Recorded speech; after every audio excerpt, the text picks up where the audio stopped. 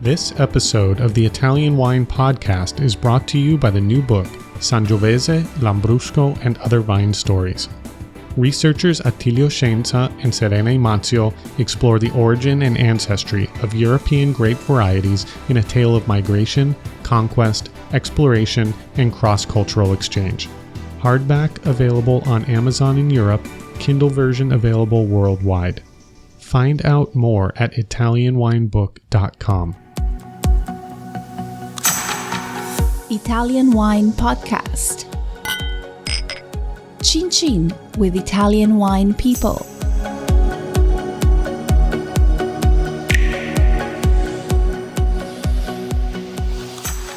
Hello, this is the Italian Wine Podcast with me, Monty Waldin. My guest today is Bruce Sanderson. Bruce is a wine writer. He joined the Wine Spectator in 1983 and has been senior editor since 1999. Welcome. Thank you, Monty. I'm not that old, though. I joined in 93. Oh, what did I say? 1893. Oh, no. 1893. 1890. You joined the Wine Spectator in 1893. Yeah, that's all the power of good wine. Keeps you young. So it was 1993. 1993. Okay, so what was life like before Wine Spectator? What were you doing? You seem to have quite an eventful career. Yeah. Prior to joining the magazine, I worked as a model and an actor. I did that for 11 years. My first job as a model was in Sydney, Australia, while I was doing research for my master's degree. So modeling? That time I was playing the role of a young businessman. So you were modeling suits and shirts and ties? Yeah, it was actually a business that an American man had started, and we were sitting around the table. I was the young businessman. There was an older businessman, and then there was an executive assistant, which was his business. He was hiring executive assistants for traveling business people. Okay, was that well paid? At the time, as a student, yeah, I thought it was great. You know, we sat around, we had lunch, we drank a bottle of wine, and then he gave me $50. And I said, hey, I could do this. And so how long did you do that job for? Well, that was one specific job. And then when I left Australia, I started getting involved in the business. And it really wasn't until I moved to Toronto in 1981 that I started doing it full-time. Mm-hmm. And then the wine writing? I was always interested in wine, probably from the time I was in high school as a teenager. I read a book that someone had written. Basically, they had tasted all the brands that were available in the Liquor Control Board of Ontario. And I thought it was fascinating, and I thought, wow, that's really interesting to taste all these wines and to describe them. And then it was maybe a little bit of a James Bond fantasy, too, that, if I knew about wine, it would make me a little more cultured, and, the women would be interested, especially by the time I got to university. So it was a little bit of both. And then my modeling career took me to Europe, first to Germany, but also to Italy and France. And I was able to see the wine culture more closely, the European wine culture. And in 1987, I also did the German Wine Academy tour. So we visited 5 wine regions. We visited wineries. And that piqued my interest even more.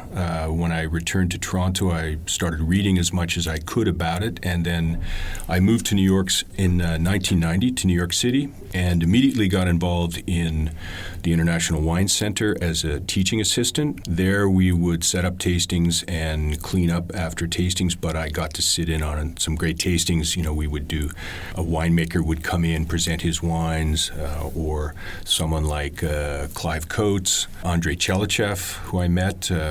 He was in his 90s by that point, and a number of winery owners and winemakers. So it was a great opportunity to taste wine and learn about wine.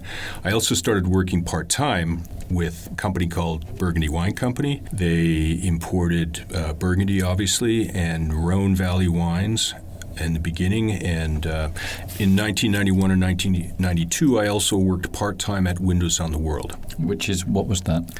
Windows on the World was at the top of the World Trade Center, which unfortunately is no longer. They had a large restaurant, including the Cellar in the Sky, which was a tasting menu with set wines. And I worked first in the wine room, giving out wines to the waiters and captains, and then I worked for about a year and a half part-time on the floor as a sommelier. So you've got an interesting background. So you're individual, but you can work well in a team. I would say that. I played... Don't be modest. I played sports when I was growing up, mostly ice hockey, so obviously, a team sport, definitely. Okay. So that was that. So you got sort of face-to-face experience of public enjoying or otherwise wine and how they drink it and what their comments are. How did you then transfer into wine writing as a full-time occupation? I decided that after 3 years working in the business part-time, and I still loved wine. In fact, I loved it even more. The writing was on the wall. My wine resume was growing faster than my acting resume. So it was time to look for something full-time. The opportunity presented itself at Wine Spectator. They were looking for a tasting coordinator. I was obviously very interested in tasting wines, and so I applied for the job. I didn't hear anything for about 3 months. Then one day I got a call, and the managing editor at the time said, we had to put it on the back burner because we were redesigning the magazine, but if you're still interested, I'd like you to come in for an interview. So I did. Called me the next day or a day later and said, Marvin would like to meet you. Marvin Shanken, the owner and publisher, editor of Wine Spectator. Were you nervous? Yeah, I was a little nervous. I'd heard about Marvin's reputation. Strong character. Strong character, shoots from the hip. So I went in, and I remember very well. He said, "Well, you're a model, you're an actor. What's to say that you don't get a call for an audition? You get a part in a movie, and you're going to walk away. You're just going to leave." And I said, "Well, I'm not going to do that because I'm committed. This is what I want." And so the next day they offered me the job. Yeah. So it was a definitive change in your life trajectory. Absolutely. And it started out, my first title was tasting coordinator, and the editorial offices of Wine Spectator had recently moved from San Francisco to New York. They had never tasted in New York, so my mandate was to set up the tasting program, which was great for me because that was really my focus. And I had actually gotten involved in the Master Wine program at about the same time, at the beginning of 1993. And in 94, I sat the exam for the first time, and I passed the tasting portion of it. So I think, it validated the fact that I was the right guy for the job, and also that I should be a taster, an official taster. So when you say a tasting coordinator, I was thinking, right, so basically you're calling up wineries, we're doing a Sonoma Pinot Noir tasting, you contact the wineries that make it and say, please send us 3 or 4 or 6 bottles, this is the address, thank you very much. Pretty much. Yeah. And from doing a, quote, menial task, which just requires some organizational skills, you have become one of the most well-known, respected writers in the industry. So how did you, was it latent talent? Was it just sheer luck? Hard work? Well, I think... Don't be modest. I know you're Canadian. I know you guys are very huge generalization, but modesty. But don't hide your talent under a bushel. We want to hear about exactly the steps and how did you get there. I think it's all of those things, a combination. Certainly, look, I knew I was a good taster.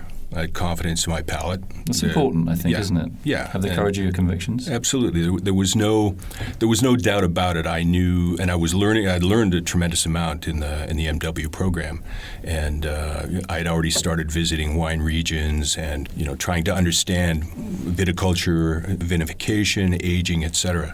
So just my feeling was that I needed to have that base of knowledge to really understand grape growing and winemaking, and therefore be a responsible and successful critic. It's interesting you use the word responsible. What do you mean by that? People make their livelihoods growing grapes, making wine.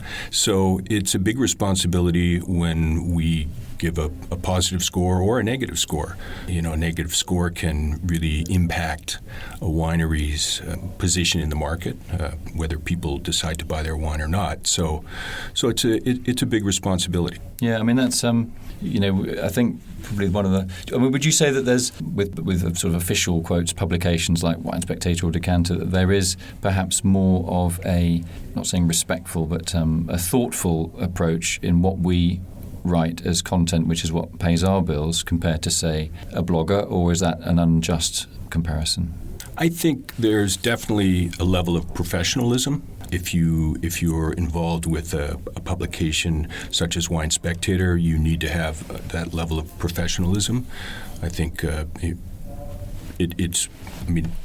that's how I act myself, and I also. Not only are we reviewing wines for our readers and writing about wines for our readers, but I'm also representing the company. So I think at the very minimum, you have to have a certain amount of professionalism. So in terms of your diary, I imagine you travel a lot, yeah? A fair bit. I try to visit each wine region that I cover, Burgundy, Piedmont, and Tuscany, once a year, and sometimes there could be an additional trip to Europe. So in terms of scheduling, are you doing all the nitty-gritty, or do you say, listen, I need to be in Burgundy on week 3 in August, whatever it is, and you've got someone at least booking your flights and making sure that you're going to get there, you're going to have somewhere to sleep. Is it that joined up, or is it you really doing everything yourself? No, I do everything myself. Really? Yeah, we all do. See, I never would have guessed that. I thought there was like a team of 50 people just organising your train tickets and your flights. And I wish there were. Whether he likes black slippers in the plane or blue ones, and he sits on the left-hand side of the plane or not. But you're down to earth, yeah? Occasionally, if we're doing certain events and maybe somebody else is booking your flight, yes, then you give them some instruction. I like an aisle seat or whatever, exit seat if that's possible. But generally, we book our own itinerary. We book our own flights, hotels. I will often ask people if I'm going to a region and I'm not sure, can you recommend a good hotel if I don't know the area? By now, you kind of have a list of places that you like to stay and you like to eat. But I think as far as the winery itinerary, to the visits that we do, it's important that we do that ourselves, because you can plan your program time-wise, but also when I'm in a wine region, I like to visit new people. Every opportunity I can. I try to revisit people that I haven't seen for 2 or 3 or 4 years.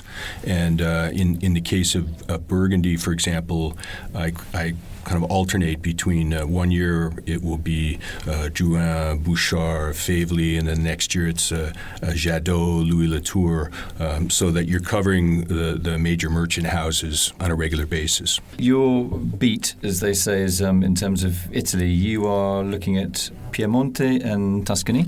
Correct. Is that right? Yes. So how do you divide your time up between those two pretty big regions? Yeah, in terms of travel, I visit each one once a year. So it could be that around Vinitaly, I'm spending some time in Tuscany or Piedmont, and it could be later in the fall, this time of year, I'm going to be in the other region. So, and in terms of tasting, nothing to do with the availability of truffles at this time of year, then. Actually, I need to change that, Monty, because I was going to Piedmont in November, and somehow that got flip-flopped, and I think I've got to rectify that. But in terms of tasting, we have certain tasting report schedules, so they fall certain times of the year, and obviously we try to we organize our tastings so we make sure we've covered the wines. But I like to have a balanced presentation of different wine regions in each buying guide. So if I'm tasting 3 or 4 times a week in the office, then I would split that between Burgundy, Piedmont, and Tuscany, so that in each issue there's a section on Burgundy, Piedmont, and Tuscany. Keep the plate spinning on each one. Yeah, exactly. Our tasting reports are really a wrap-up of a year's worth of tastings. So they may occur in a specific issue, but we're tasting those wines year-round. So what are the trends that you're seeing? Let's start with Piemonte. Barolo is extremely popular right now in the U.S., and I would say Barbaresco as well, and Nebbiolo in general. I think Dolcetto is suffering a little bit. Barbera. It's unfortunate because both those wines are good wines. Why do you think they're suffering? Is it quality that's not always consistent? Or no, I think it's no sex appeal. Because there's such a demand for Nebbiolo, a lot of producers are pulling up Dolcetto and Barbera vines and planting Nebbiolo, which, I get it. Economically, it makes sense, but it also means that sometimes Nebbiolo isn't planted in the best spot. Yeah. So, and I think, it's important that you have wines like Dolcetto and Barbera for kind of everyday wines. I mean, not everybody is drinking Barolo or Barbaresco every night. But do you get? I mean, some of us say, it's all the fault of the Wine Spectator that these Piemontese producers are ripping out their Barbera because these guys in America, they don't understand it. They're giving these Nebbiolos 100-point scores. It's all their fault. How do you react to that? Well, it's true that if we give high scores, it's going to drive market trends, it's going to drive consumption trends, and certainly production trends. But we try to cover all the wines, all the regions as much as we can. It's the reality is that when I taste Piedmont wines, by far the majority of wines are Barolo. That's just the numbers game. But I talk about Dolcetto, I talk about Barbera, and we also do a number of features on our website, which we call tasting highlights. And there we focus on values a lot. So obviously you're not going to find too much Barbaresco or Barolo in those because they tend to be more expensive. And that's an opportunity to promote Dolcetto, Nebbiolo, Barbera, which, our readers can find, let's say, for, $15 to $25, $30. Yeah. What about trends in Montalcino? Well, I think everybody's anticipating the 2015 vintage. Obviously, 2014 was challenging, and producers took a number of different strategies in terms of the U.S. market, if they bottled a 14 at all. Yeah, pretty wet, yeah. So there's a lot of anticipation for 2015. I think, Brunello is definitely king, Rosso. But I'm seeing better and better Rossos because I think Rosso is a good introduction, not only to the region, but also for a producer because of the price point. The problem I have with some Rossos is that they're a little bit too austere and maybe a little bit too tannic. And I think if they had a bit more fruit and balance, that would give them greater appeal and wider appeal among consumers because it's a wine that you can drink immediately on release. Yeah, I mean, I think quality generally for the Rosso di Montalcino has improved. There are still some stragglers though, and in some ways they kind of, I think, subliminally think, well, nobody really cares about Rosso. It doesn't really get much marketing. It's pretty much ignored, and they throw everything into the Brunello, which I kind of think is a mistake. It's like serving a really great dish with crappy bread. Yeah, or butter that's just not great. It just kind of lowers the tone a bit unnecessarily. Or the appetizers aren't very interesting. Yeah, right. Yeah. You think it kind of sets you off on a bad track. We'll get right back to the Italian Wine Podcast after a quick reminder that this episode is made possible by the book Sangiovese, Lambrusco, and Other Vine Stories, available on Amazon in Europe and Kindle worldwide. So how do you switch off? I mean, you're traveling, you're booking your tickets, you've also got to write. It's not like you just articles appear out of magic. There's a lot of it, and I imagine there's a lot of editing as well. It's very precise what's written in the Wine Spectator because it's got massive responsibility in terms of its readership to get things right. How do you switch off? I listen to a lot of music. I love music, and I love different kinds of music, jazz, rock, country, folk, or what I might call alt country, blues, a little bit of classical, not so much opera, although I've tried to learn a little bit about it. Where does that musical side come from? Your family? I think it comes from my family. There was always music growing up, always instruments in the house. My dad played guitar a little bit, and so I started playing guitar when I was young, and I recently bought myself a guitar, which, to play more, to learn more, and again, for relaxation. What brand? I bought a Martin HD 28. So it's a very iconic brand made in Pennsylvania, and they've been around since 1833. So is that an acoustic guitar? It's an acoustic guitar, yes. Yeah. I mean, so I live in a New York apartment, so I don't think my neighbors would appreciate, Fender Stratocaster waking them up. The Jimi Hendrix. Yeah. So that's one way of switching off. Anything else? Do you like walking, hiking, that kind of stuff? Yeah, I don't play as often as I would like to, but I enjoy playing golf, and it gets you outside in the fresh air, and usually in a nice setting with some birds and other wild animals. And we my wife and I have a vacation home that we like to go to. Where's that? It's in Cape May Point, New Jersey, southern tip of New Jersey. So it's a nice area for walking. There's a beautiful beach there, so you can walk on the beach. How did you two meet? We met actually at the Wine Experience, the New York Wine Experience in 2001. A mutual friend said, "Oh, you've got to meet Sean. She's from Canada." So that was it. Yeah. So we met, but it was several years later that we actually got together. So you're a bit of a slow starter. Well, no, we were. I was in another marriage at the time, and she was involved in another relationship. So you became friends, and then yeah. I mean, she's worked the event for 20 years now as a sommelier in the back room, opening the wines, checking all the wines, making sure they're sound before they go out. Is she a good taster? She's an excellent taster. Does she call you out sometimes? All the time. Go on, give us some examples. Go on. All the time. She is particularly sensitive to cork taint, and I usually pick up on a cork bottle, but sometimes if it's marginal, she'll be the first to jump on that. And when I try to get her to do a blind tasting or kind of an A/B comparison, she's like, "Nah, come on, I don't want to work." So, does she ever slam you on the point score? So how did you give that an 87? It's a definite 93.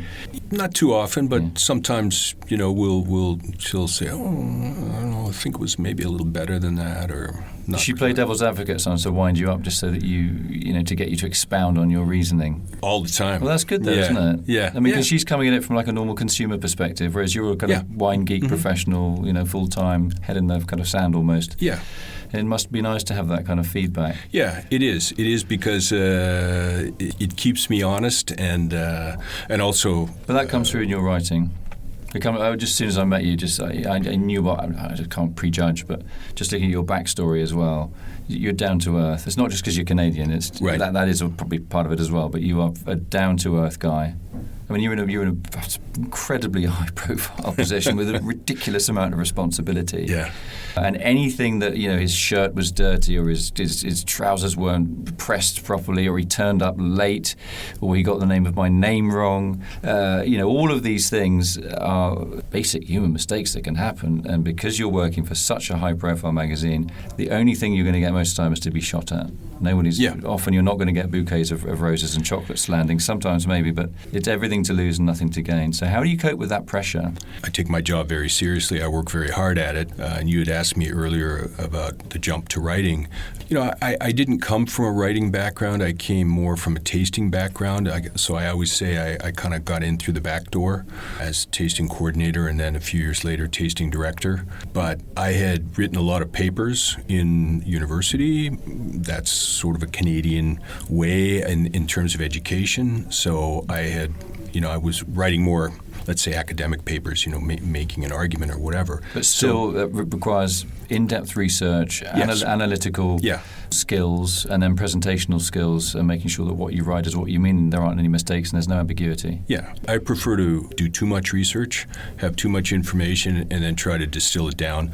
And I'll say it's a process. I enjoy it very much. I'm sure my writing has improved. At least that's the feedback I get from my editors, and they're also very important in putting you on the right track, in organizing your thoughts on paper, it's amazing. Sometimes you write something down and you think, wow, that's brilliant. And then you get some comments and it's like, maybe it's not so brilliant. But it's an interesting process, and it's one that I enjoy very much, constantly trying to improve your writing. And sometimes when I'm working on a big story and I'm interviewing someone, or ideas will come up, and this is how I want to structure the story, or maybe I'll do this, or this could be a good lead. So it's been an interesting process. It's nice to hear that you describe your own quote's fallibility, and the fact that it's not, you don't just sit down, tap out the article, send it off, and Marvin says, yeah, that's great. It's a process, isn't it? It definitely is, and not only will I have an editor for the ideas and the flow of the writing, but then you'll get the copy editors who do the line editing, and sometimes they'll just say, well, I'm not quite sure what you're saying here. Maybe we rephrase it. It'll be more clear. So, but I take my job very seriously, and I work very hard, but I try not to take myself too seriously. And that, look, what I say is the gospel, and that's it. I think in terms of the tasting process, that the one of the big variables in the equation is the taster. I know some days I'm tasting better than others, but the fact that we do it regularly, it's like an athlete. You're training constantly. You're always trying to improve yourself, and so we're on a bad day, we're still good. Yeah, you're only as good as your last race, right? That's the thing. Yeah. Well, it's nice to hear that. The Wine Spectator is so well known, and it's just such an easy target to have a pop at.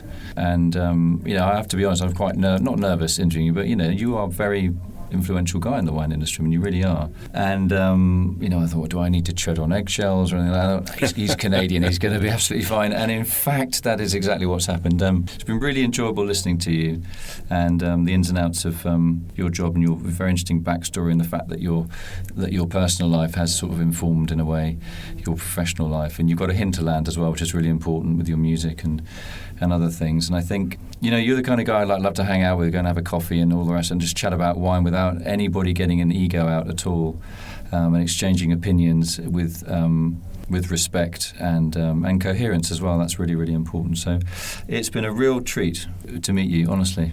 Really, thank you, Monty. Really, yeah, I've got to, why would Monty be honest? He writes a decanter. I was a little bit nervous. Do I need to tread on eggshells with this guy? And the German thing, what was all that about? And the model, I thought, was it those kind of movies that he was doing then? Do I ask about that, or do I just shut up and just hope he tells me or doesn't tell me? So anyway, I've really enjoyed it. And next time you're in town, if you're in Montalcino, we'll exchange contacts.